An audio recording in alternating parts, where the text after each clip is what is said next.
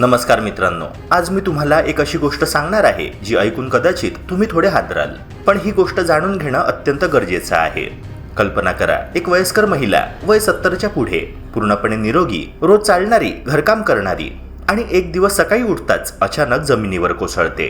ना कोणताही इशारा, ना कोणतं मोठं आजारपण, आणि सगळं एका क्षणात बदलून जातं. मित्रांनो, प्रश्न असा आहे की हे अचानक होतं का, की आपण दररोज नकळत अशा काही चुका करत असतो ज्या हळूहळू आपल्याला त्या टप्प्यावर घेऊन जातात.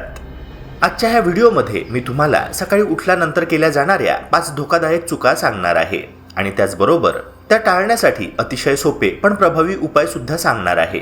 शेवटपर्यंत नक्की पहा, कारण शेवटची चूक सर्वात जास्त धोकादायक आहे, जी बहुतेक लोक ओळखतच नाही.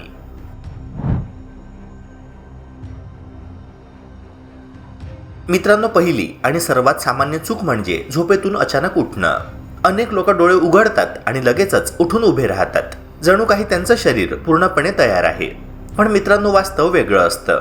सकाळी डोळे उघडताच अनेक जण कोणताही विचार न करता थेट उठून बसतात किंवा उभे राहतात. ही सवय इतकी नैसर्गिक झाली आहे की त्यामध्ये काहीही चुकीचं आहे असं कुणालाही वाटत नाही. पण आपल्या शरीराच्या दृष्टीने ही एक धोकादायक घाई असू शकते, कारण रात्रभर शरीर विश्रांतीच्या खोल अवस्थेत असतं. रक्तप्रवाह मंद गतीने चालत असतो आणि शरीरातील स्नायू पूर्णपणे शिथिल झालेले असतात. अशा अवस्थेत अचानक हालचाल केल्यास शरीराला त्या बदलाशी जुळवून घेण्यासाठी वेळच मिळत नाही. परिणामी काही क्षणांसाठी मेंदूपर्यंत जाणारा रक्तपुरवठा कमी होऊ शकतो आणि ह्यामुळे अस्थिरता निर्माण होण्याची शक्यता वाढते. मित्रांनो, ही परिस्थिती अनेकदा इतकी सूक्ष्म असते की लोक तिच्याकडे दुर्लक्ष करतात. उठल्यानंतर काही सेकंदांसाठी हलका चक्कर येणे, डोळ्यासमोर काळोख जाणवणे किंवा पायामध्ये अचानक अशक्तपणा जाणवणे, ही लक्षणं अनेकांना अनुभवायला येतात, पण ती गंभीर आहेत हे लक्षात घेतलं जात नाही. विशेषतः वय वाढल्यानंतर शरीराची प्रतिक्रिया देण्याची गती कमी होते, त्यामुळे अशा क्षणिक बदलांचा परिणाम अधिक तीव्र होऊ शकतो. दुर्दैवाने अनेक वेळा ह्या छोट्याशा असंतुलनामुळे लोक पडतात आणि त्यातून फ्रॅक्चर किंवा इतर गंभीर दुखापती होण्याचा धोका वाढतो. यावर उपाय मात्र अत्यंत सोपा आणि पूर्णपणे आपल्या हातात आहे. सकाळी उठताना शरीराशी थोडं संयमाने वागणं आवश्यक आहे. डोळे उघडल्यानंतर लगेच उठण्याऐवजी काही क्षण शांतपणे पडून राहा.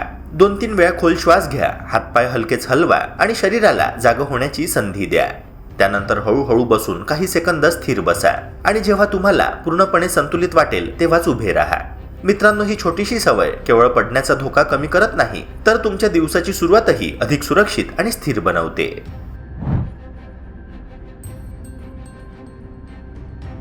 रात्रभर झोप घेत असताना आपल्याला असं वाटतं की शरीर पूर्णपणे विश्रांती घेत आहे, पण प्रत्यक्षात आत अनेक महत्त्वाच्या प्रक्रिया सतत सुरू असतात. श्वासोच्छ्वास, पेशींची दुरुस्ती, हार्मोन्सचं संतुलन, ह्या सगळ्यांसाठी शरीर पाण्याचा वापर करत असतं.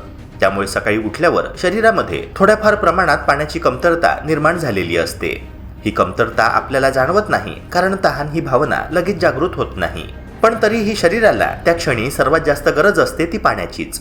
दुर्दैवाने अनेक लोक ह्या नैसर्गिक गरजेकडे पूर्णपणे दुर्लक्ष करतात आणि दिवसाची सुरुवात थेट चहा, कॉफी किंवा इतर पेयांनी करतात. जेव्हा शरीराला आवश्यक तेवढं पाणी मिळत नाही, तेव्हा त्याचा परिणाम हळूहळू दिसायला लागतो. रक्त अधिक घट्ट होऊ लागतं, त्यामुळे त्याचा प्रवाह मंदावतो आणि हृदयाला ते पंप करण्यासाठी अधिक मेहनत घ्यावी लागते. यामुळे सकाळपासूनच थकवा जाणवू लागतो, डोकं जड वाटतं आणि काही वेळा चक्कर येण्याचीही शक्यता वाढते. दीर्घकाळ ह्या सवयीमुळे शरीरावर अनावश्यक ताण निर्माण होतो, ज्याचा परिणाम पुढे गंभीर स्वरूपात दिसू शकतो. विशेषतः वय वाढल्यानंतर शरीराची तहान ओळखण्याची क्षमता कमी होत जाते, त्यामुळे निर्जलीकरण म्हणजेच डिहायड्रेशन अधिक सहजपणे वाढू शकतं आणि त्याचे दुष्परिणाम अधिक तीव्र होऊ शकतात. यासाठी उपाय अत्यंत साधा आहे, पण परिणाम खूप मोठा देणारा आहे. सकाळी डोळे उघडल्यानंतर इतर कोणत्याही गोष्टीकडे वळण्यापूर्वी 1 ग्लास पाणी पिण्याची सवय लावा. शक्य असल्यास कोमट पाणी प्या, कारण ते शरीराला अधिक सहजपणे स्वीकारता येतं आणि पचनक्रियेलाही मदत करतं. मित्रांनो, इच्छेनुसार त्यामध्ये थोडासा लिंबाचा रस मिसळू शकता, ज्यामुळे शरीराला ताजेपणा मिळतो. ही छोटीशी कृती तुमच्या शरीराला आतून पुन्हा सक्रिय करते, रक्ताभिसरण सुधारते आणि दिवसाची सुरुवात अधिक हलकी, ताजेतवानी आणि संतुलित बनवते.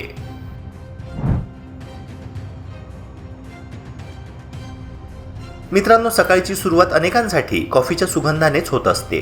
तो गरमागरम घोट घेताच शरीरामध्ये एक वेगळीच ऊर्जा निर्माण झाल्यासारखं वाटतं. डोळे उघडतात आणि दिवसाची धावपळ सुरू करण्याची तयारी होते. पण ह्या सवयीच्या मागे एक अशी गोष्ट लपलेली असते जी आपण बहुतेक वेळा दुर्लक्षित करतो. ती म्हणजे रिकाम्या पोटी घेतलेली कॉफी शरीरावर कसा परिणाम करते. रात्रीच्या उपवासानंतर पोट पूर्णपणे रिकामं असतं. त्यावेळी ते खूप सेन्सिटिव्ह म्हणजेच संवेदनशील असतं.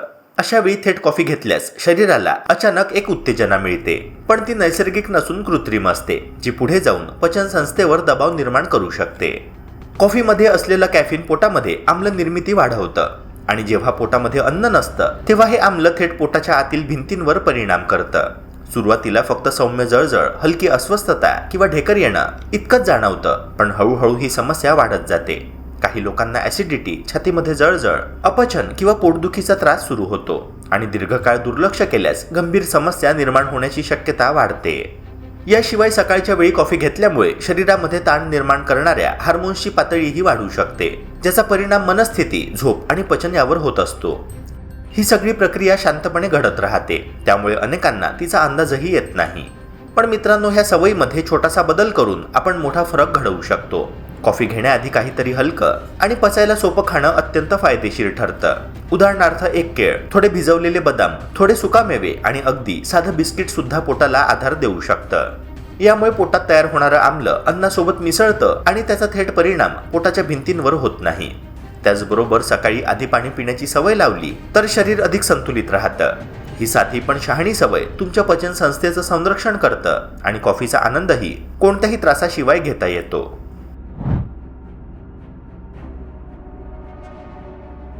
सकाळी डोळे उघडताच अनेकांना एक गोष्ट जाणवते. शरीर थोडंसं जड वाटणं, हातपाय हलवताना हलकीशी कडकपणा जाणवणं, पाठीमध्ये ताण किंवा मान वळवताना थोडासा त्रास होणं. पण मित्रांनो, ह्याकडे आपण फारसं लक्ष देत नाही. आपल्याला वाटतं की हे अगदी सामान्य आहे, थोड्या वेळाने आपोआप ठीक होईल आणि म्हणून आपण लगेच उठून आपल्या कामाला लागतो. पण ही सकाळची अकड ही केवळ एक साधी भावना नसते, तर ती शरीराकडून येणारी एक सूक्ष्म सूचना असते. रात्रभर शरीर एका स्थितीत राहिल्यामुळे स्नायू आणि सांधे निष्क्रिय अवस्थेत जातात. रक्ताभिसरण थोडंसं मंदावलेलं असतं आणि शरीराला पुन्हा कार्यक्षम होण्यासाठी थोडा वेळ लागतो. अशा वेळी आपण जर शरीराला वेळ न देता थेट हालचाली सुरू केल्या तर आपण नकळत त्या अजूनही झोपेत असलेल्या स्नायूंवर ताण टाकतो. ही घाई अनेकदा पुढे जाऊन समस्या निर्माण करते. सुरुवातीला काहीच विशेष जाणवत नाही, पण हळूहळू स्नायूंमध्ये ताण वाटू लागतो, सांध्यांवर अनावश्यक दबाव येतो आणि शरीराची नैसर्गिक हालचाल बिघडू लागते. विशेषतः वय वाढत गेल्यावर शरीराची लवचिकता कमी होत जाते आणि अशा वेळेस ही छोटीशी दुर्लक्ष केलेली सवय मोठ्या दुखापतीचं कारण ठरू शकते.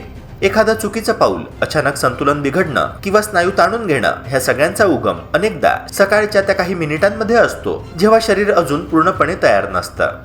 अनेकांना हे समजत नाही की शरीर हळूहळू तयार होत असतं आणि आपण त्याला वेळ दिला नाही तर त्याची किंमत पुढे जाऊन मोजावी लागू शकते. मित्रांनो, यासाठी फार काही कठीण करण्याची गरज नाही, फक्त थोडी जागरूकता आवश्यक आहे. सकाळी उठल्यानंतर लगेच उभं राहण्याऐवजी काही मिनिटं स्वतःसाठी काढा. अंथरुणावरच पडून हातपाय हलकेच ताणणं, पायाच्या बोटांना हालचाल देणं, हात वर उचलून शरीर ताणणं, मान हळूहळू एका बाजूने दुसऱ्या बाजूला फिरवणं, ह्या अगदी साध्या हालचाली शरीरामध्ये रक्तप्रवाह वाढवतात आणि स्नायूंना पुन्हा सक्रिय करतात. त्यानंतर हळूहळू बसून खांदे फिरवणे, पाठ सरळ करणं, ह्यामुळे शरीर अधिक सज्ज होतं. मित्रांनो, ह्या 2-3 मिनिटांच्या छोट्याशा सवयीमुळे तुम्ही केवळ दुखापती टाळत नाही, तर तुमचा संपूर्ण दिवस अधिक हलका, आरामदायी आणि ऊर्जावान बनवू शकता. मित्रांनो, शरीराला दिलेला हा छोटासा वेळ म्हणजे त्याच्याविषयी दाखवलेला आदर असतो आणि शरीर त्याचा प्रतिसाद दीर्घकाळ निरोगीपणाने देतं.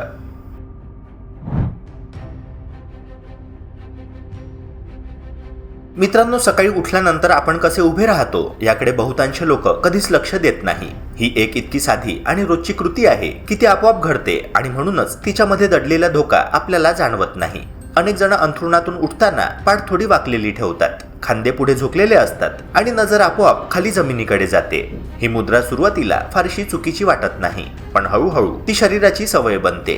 दिवसाची सुरुवातच अशा प्रकारे झाल्यावर शरीराच्या हालचालींचा पाया कमकुवत होतो. शरीराचा समतोल, उभं राहण्याची स्थिरता आणि हालचालींची अचूकता ह्या सगळ्यांवर ह्याचा परिणाम होऊ लागतो आणि आपण नकळत शरीराला चुकीच्या दिशेने ढकलत राहतो.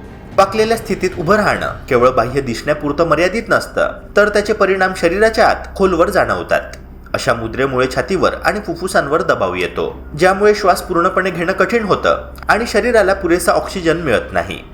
ऑक्सिजनची कमतरता म्हणजे ऊर्जा कमी होणं, पटकन थकवा येणं, चक्कर येणं किंवा मनामध्ये गोंधळ निर्माण होणं. इतकंच नव्हे तर शरीराची ही स्थिती आपल्या मनावरही परिणाम करते. झुकलेल्या अवस्थेत राहिल्यामुळे मनामध्ये असुरक्षितता, आत्मविश्वासाचा अभाव आणि उदासीची भावना वाढू शकते. दीर्घकाळ ही सवय कायम राहिली तर शरीराची नैसर्गिक रचना बदलू लागते. पाठीचा कणा वाकू शकतो आणि सांध्यांवर अतिरिक्त ताण येऊ शकतो. मात्र ह्या सगळ्यापासून वाचवण्यासाठी उपाय अगदी सोपा आहे. फक्त थोडी जागरूकता आणि आपल्या सवयींमध्ये छोटासा बदल. सकाळी उठताना जाणीवपूर्वक शरीर सरळ ठेवण्याचा प्रयत्न करा. अंथरुणावरून बसल्यानंतर पाठ ताठ करा. खांदे हलकेच मागे खेचा आणि हनुवटी जमिनीशी समांतर ठेवा. उभं राहताना पाय जमिनीवर घट्ट ठेवा आणि नजर सरळ समोर ठेवा. मित्रांनो, सुरुवातीला ही सवय जाणीवपूर्वक करावी लागेल, पण काही दिवसांतच ती नैसर्गिक वाटू लागेल. या छोट्याशा बदलामुळे तुमच्या शरीरामध्ये स्थिरता वाढेल, श्वास अधिक मोकळा होईल आणि मनात एक वेगळीच सकारात्मकता निर्माण होईल. हे फक्त उभं राहण्याचं तंत्र नाही, तर स्वतःकडे पाहण्याचा एक नवीन दृष्टिकोन आहे, जो तुम्हाला अधिक मजबूत, आत्मविश्वासी आणि ऊर्जावान बनवत असतो.